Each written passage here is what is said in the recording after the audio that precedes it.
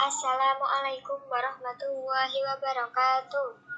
Yang saya hormati Bapak Miftahul Huda MAG selaku dosen pengampu mata kuliah Hadis Tarbawi serta teman-teman kelas PIAUD yang saya cintai dan saya banggakan.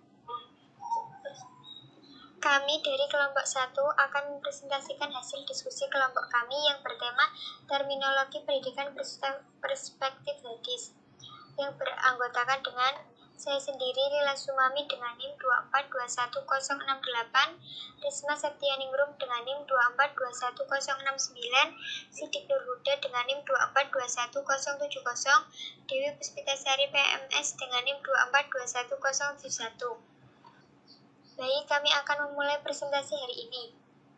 Pengertian sanad hadis. Menurut bahasa, kata sanad mengandung kesamaan arti kata torik, yaitu jalan atau sandaran. Sedangkan menurut istilah hadis, sanad ialah jalan yang menyampaikan kita kepada matan hadis. Dalam bidang ilmu hadis, sanad itu merupakan neraca untuk menimbang sahih atau dhaifnya. Andai kata salah seorang dalam sanad ada yang fasik atau yang tertuduh dusta, atau jika setiap para pembawa berita dalam mata rantai sanad tidak bertemu langsung atau mutasil, maka hadis tersebut dhaif, sehingga tidak dapat dijadikan hujjah. Demikian sebaliknya jika para pembawa hadis tersebut orang-orang yang cakap atau cukup persyaratan, yakni adil, takwa, tidak fasik, menjaga kehormatan diri atau muru'ah, dan memiliki daya ingat yang kredibel. Sanadnya bersambung dari satu periwayat ke periwayat lain, sehingga pada sumber berita pertama maka hadisnya dinilai sahih. Contoh sanad. Dari contoh hadis di atas, jika diteliti, maka yang dimaksud dengan sanad adalah dimulai dari hadis sana Abdullah bin Yusuf hingga pada lafaz an bi'i qola yang menyambungkan kepada Rasulullah SAW. Pengertian matan hadis. Kata matan menurut bahasa berarti keras, kuat, suatu yang nampak dan yang asli. Dalam perkembangan karya penulisan ada matan dan syarah. Matan di sini dimaksudkan karya atau karangan asal seseorang yang pada umumnya menggunakan bahasa yang universal, padat dan singkat. Dimaksudkan dalam konteks hadis sebagai matan, kemudian diberikan syarah atau penjelasan yang luas oleh para ulama.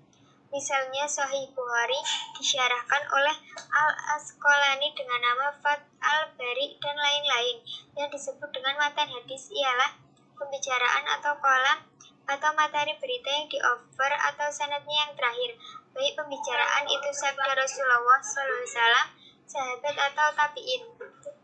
Baik isi pembicaraan itu sabda Rasulullah SAW, sahabat atau tentang perbuatan Nabi maupun perbuatan sahabat yang tidak disangka oleh Nabi. Misalnya, Al-Hakim meriwayatkan bahwa Rasulullah SAW bersabda, penghulu syuhada adalah Hamzah dan orang yang berdiri di hadapan penguasa untuk menasihatinya, lantas ia dibunuh karenanya. Pernyataan demikian merupakan matan atau isi dari sebuah hadis yang diriwayatkan oleh Imam Malik. Contoh matan Ammar bin al-Asy'ari radhiyallahu anha qala Rasulullah man akhadha fi amarana hada ma laysa manha fahuwa raddi, yang artinya warta dari Ummu al-Mukminin Aisyah radhiyallahu anha, Rasulullah SAW telah bersabda, barang siapa yang mengada-ngadakan sesuatu yang bukan termasuk dalam urusan agamaku, maka ia tertolak. Hadis riwayat Bukhari dan Muslim. Dari contoh hadis di atas, yang dimaksud dengan mata hadis ialah lafaz yang dimulai dengan man akhadata hingga lafaz fahuwa raddi, atau dengan kata lain yang dimaksud dengan bagian mata dari contoh hadis di atas ialah lafaz man akhadata fi amanat hada ma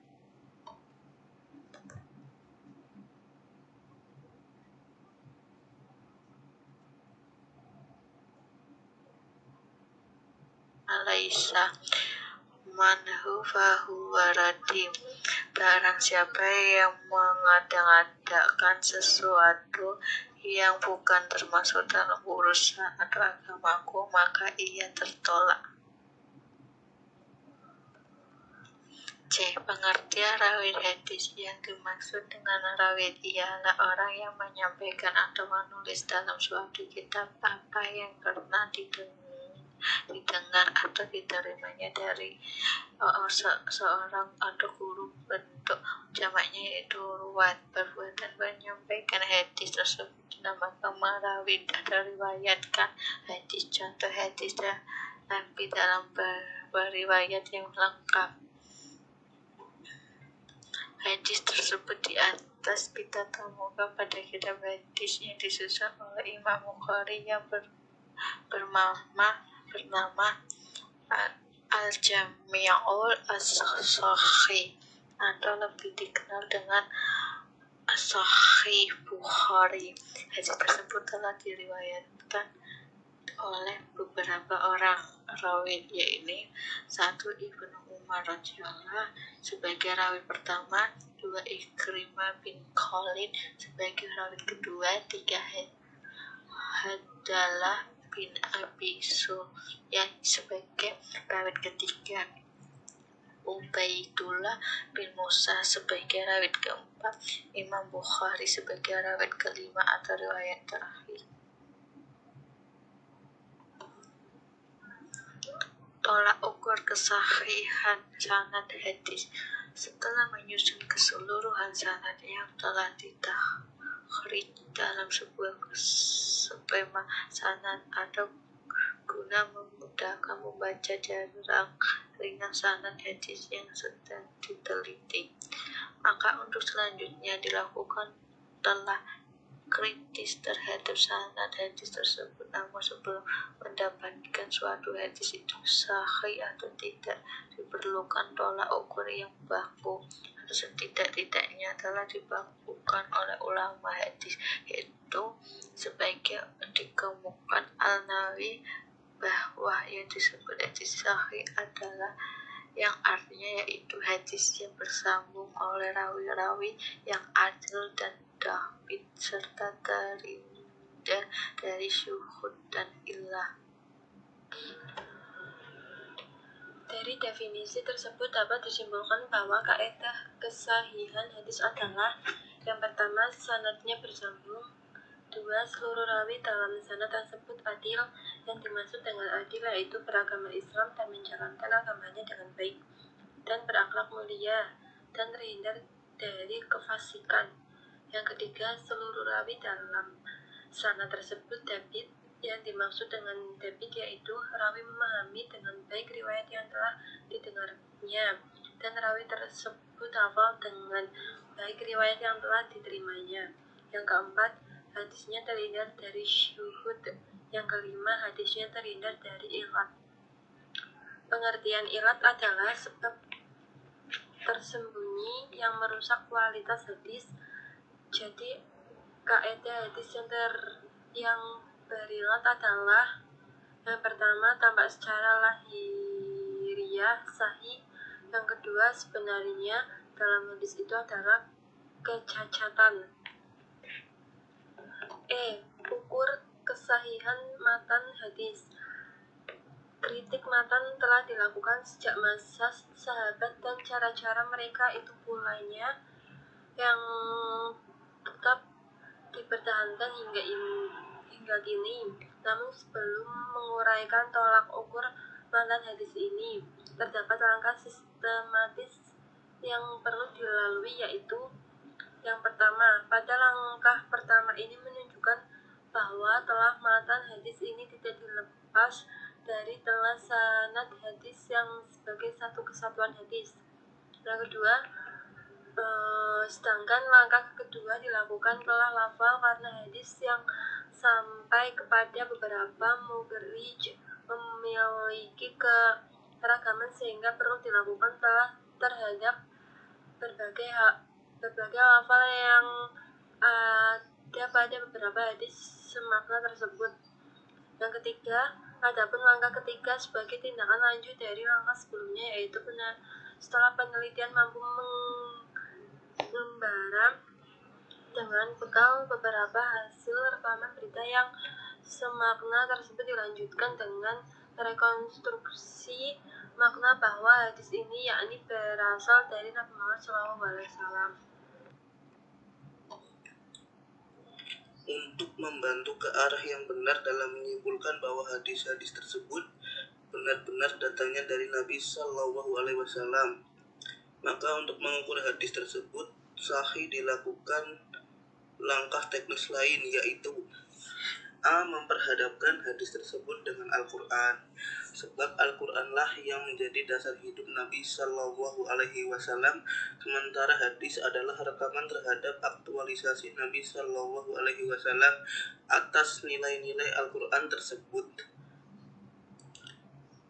B. Memperhadapkan hadis tersebut dengan hadis-hadis yang lain atau sunnah Nabi Shallallahu Alaihi Wasallam. C. Memperhadapkan hadis itu dengan realitas sejarah, sebab aktualisasi Nabi Shallallahu Alaihi Wasallam terikat oleh ruang dan waktu. Oleh karenanya, untuk menguji suatu rekaman yang disandarkan kepada Nabi Shallallahu Alaihi Wasallam, salah satunya tidak bertentangan dengan sosiohistoris yang ada pada saat berita itu direkam. F. Syarat-syarat yang diperlukan pada perawi hadis. Disyaratkan untuk menerima riwayat para perawi hadis atau khabar yang tidak mutawatir supaya sah kita berhujjah dengannya. Ada 2 syarat. 1. Perawi itu seorang yang adil. 2. Perawi itu seorang perawi yang dhabit bagi riwayatnya. Diperlukan 2 syarat ini adalah supaya kita biasa mempercayai terhadap agamanya dan supaya yang diriwayatkan itu dapat dipercayai karena kuat hafalannya, sedikit salahnya dan kelupaannya. Jika perawi itu banyak salah dan lupa, ditolaklah riwayatnya, terkecuali riwayatnya yang dapat diketahui bahwa dia tidak khilaf dan lupa padanya. Dan jika seorang yang tidak banyak, diterimalah riwayatnya, terkecuali riwayat diketahui bahwa perawi itu salah padanya.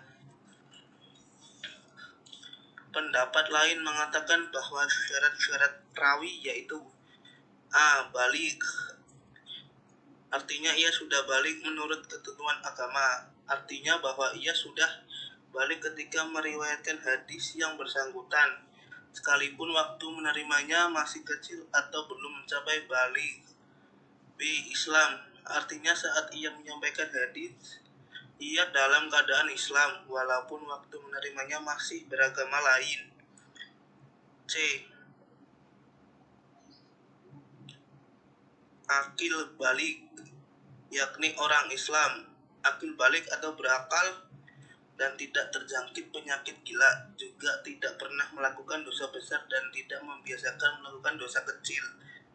D. Dobat, yaitu dapat menangkap apa yang diterima dan didengar, kuat hafalannya dan bukan pelupa, sehingga di mana dan kapan saatnya pun jika diperlukan maka ia dapat mengulang kembali dan menyebutkan hadis yang diterima olehnya itu dengan baik. Ittishal, yakni bersambung, artinya rawi yang menerima hadis itu bertemu langsung dengan rawi yang di atasnya. Jadi seperti rawi G bertemu dengan rawi F bertemu dengan rawi E bertemu D, demikian seterusnya hingga rawi A bertemu sendiri dengan Rasulullah Shallallahu Alaihi Wasallam. F. Ghairu syadz, yakni tidak ganjil, maksudnya hadis yang diriwayatkan tidak berlawanan dengan hadis lain yang lebih kuat dan juga tidak berlawanan dengan Al-Quran. Jalan atau cara untuk mengetahui keadilan dan kedabitan perawi. Diketahui bahwa seseorang perawi itu adil dengan cara berikut ini. Karena telah terkenal dalam masyarakat bahwa perawi tersebut seorang yang adil, yaitu seperti Imam Malik, Syu'bah al-Auza'i, Sufyan ats-Tsauri, dan lain-lain. Dengan disaksikan oleh seorang ahli yang diterima perkataannya bahwa perawi tersebut seorang yang ahli, Ibnu Salah menetapkan bahwa perlu 2 orang ulama untuk mentaksyiahkan seseorang perawi, yakni untuk menerangkan bahwa perawi itu seorang yang adil.